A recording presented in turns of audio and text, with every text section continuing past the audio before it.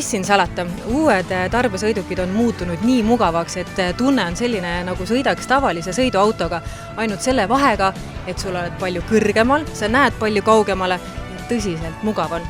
Kohe hakkame rääkima väga populaarsest uuenenud Renault Traficust, kus on ilmselt auto, mis palju tutvustamist ei vaja.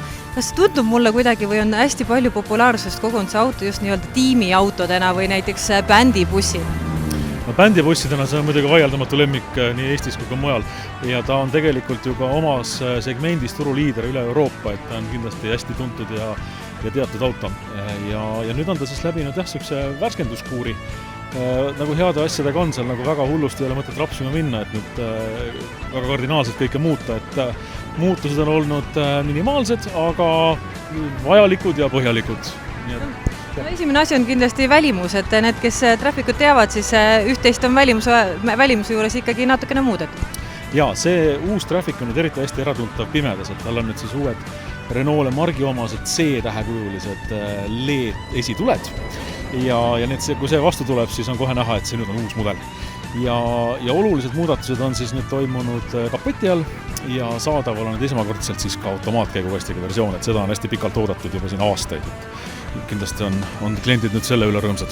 Ilmselt on kliendid selle üle ka rõõmsad, et tegemist on küll kaubikuga, aga sõiduomaduste poolest küll sõiduautole alla ei jääd. Ilmselt bändimehed võivad sellest lähemalt rääkida, sest nemad sõidavad pikki otsi, et ilmselt sa ei tahaks sõita sellega, kui sa selline bussi tunne. Jaa, no ta on üldse hästi rohkete võimalustega selles mõttes nagu platvorm, et talle tegelikult ju pakutakse ka, ongi platvorm kere tüüpi, kuhu sa saad peale ehitada ükskõik mis pealesehitus, mis sul vaja on, siis on tavaliselt kaubikud olemas, siis on selline lihtne istmepinkidega buss ja siis on nüüd ka Space Class versioon, mis on siis juba väga mugavate luksistmetega luksusbuss, nii et ühesõnaga tegelikult saab sellest Traficust ükskõik mis vajadustele vastav auto. Kui palju sinna inimesi peale mahub? Kahekohalise kõrvalistmega läheb kuni 9 inimest peale. Saan aru, et see on ka hästi oluline, et näiteks kui istmed alla lasta, et siis sinna mahub isegi 2 inimest, paned madratsi maha ja lähed üldse matkama selle auto. Jaa, tal on 2 versiooni kerepikkust, nii et sinna mahub ilusti taha magama, kel vaja. Ja tegelikult kaubikul on ka veel selline lahendus olemas, et vaheseina sees on siis nagu suusaluuk, kus sa saad oma pikemad torud ja sellised pulgad läbi toppida, et siis läheb üle 4 meetri sinna sisse, mis on peaaegu sama pikkus auto ise. Uute sõiduautode puhul räägitakse palju, et milliseid juhiabisid on, ega ka kaubikud enam alla ei jää. Ma saan aru, et ka siia on lisatud väga palju erinevaid juhiabisid.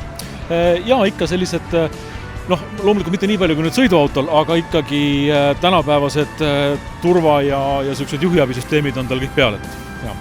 Tehakse ikka võimalikult mugavaks, et enam ei saa öelda, et sa oled bussijuht.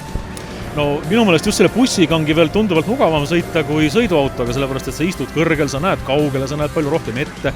Sisenemine ja väljumine on palju mõnusam, sa astud nagu trepist üles, mitte ei lase ennast kuskile maha pikali, nii et minu meelest on selle bussiga väga mõnus sõita. Ilmselt tähelepanuväärne on ka see, et kütusekulu on hästi madal, et kiidetakse seda just. Jaa, siin just üks Eesti autoajakirjanik käis sellega 700 kilomeetrisel tiirul mööda Eestimaad ja ta sai isegi pool liitrit vähem kütusekuluks, kui tehas andis, nii et sellel suurel bussil on siis praegu nende uute mootoritega circa 7 liitrit 100-le keskmine kütusekulu. Ja mis on nende mootorite puhul veel hästi oluline ära märkida on see, et meil ei ole kunagi olnud Traficul nii võimsaid mootorid peal. Et kui siiamaani oli tal 1,6 diisel, mis oli siis kuni 145 hobujõudu, siis nüüd on see kasvanud 170-ni ja mootorid on 2-liitrised. Nii et kui sinna veel juurde panna nüüd ka automaatkäigukast, siis sellise minekuga Traficut pole nagu enne nähtud. Et enam varsti ei saa rääkida kaubikutest, vaid pereautodest või sellisest kõrgemast pereautodest? Ja absoluutselt, et mingist hulgast laste arvust on see Trafic täiesti asendamatu. Ilmselt matkasõpradele ja ka muudele, kellele on just oluline see, et palju pannipaiku on, et ma arvan, et sellega see auto ka kindlasti lööb, et ruumi on siin tohutult see. Jaa, just pika teljevahega või pikema kerega Trafic on selles mõttes just hästi praktiline ja mõnus, et tal on taga tõeliselt suur kaubaruum. Et kui muidu sellised 8-kohalised ja 7-kohalised pereautod on tagumine iste on praktiliselt vastu tagaluuki, eks ole, siis Traficul on taga seal ikkagi üle meetri ruumi, et sinna mahuvad iga juhul asjad ka kaasa. Kui hindadest hakkame rääkima, mis see siis kõik maksma hakkab? Tegelikult hakkavad siin kaubikute hinnad peale selle juba 18 000-st ja mis on meil veel praegu siin ABC Motors, siis on see, et trafikutel kõigil on meil -20% hinnasoodustus. Nii et sellise korraliku istmetega bussi saab siin ka juba 22 000 kätte, mis on tegelikult selline sõiduauto hind. Ja tasub tulla proovisõidule ja ise proovida?